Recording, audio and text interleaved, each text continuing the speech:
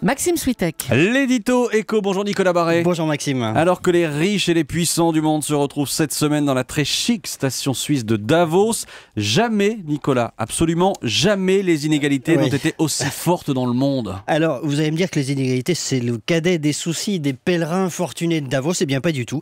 La montée des inégalités, même considérée par les experts du forum comme l'un des plus grands risques pour l'économie mondiale dans l'année qui vient. Retenez juste ce chiffre édifiant.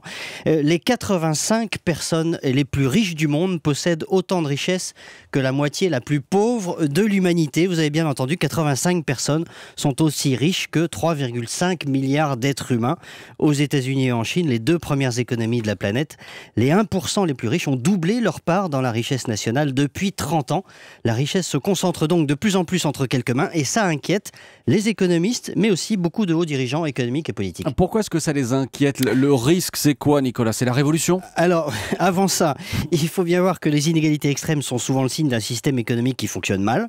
Manque de concurrence, monopole, privilèges, rente indue.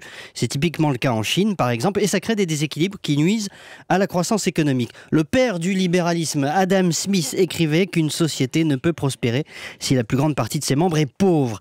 Et puis enfin, il ne faut pas le cacher, il y a aussi les dérives du système. Savez-vous par exemple que les gérants de hedge funds américains collectivement gagnent autant que tous les enseignants des États-Unis, qui sont plusieurs millions, ce qui pose quand même assez crûment la question du rapport entre rémunération et utilité sociale. Et alors ces inégalités, elles s'accroissent malgré la crise? Tout à fait. Barack Obama s'en était inquiété un peu avant Noël. Il avait eu cette phrase terrible: le rêve américain est cassé. Une autre grande personnalité internationale dénonçait récemment, je cite, les gains d'un petit nombre qui s'accroissent exponentiellement au détriment de la majorité. Et puis il ajoutait: ce déséquilibre procède d'idéologies qui défendent l'autonomie absolue des marchés et la spéculation financière.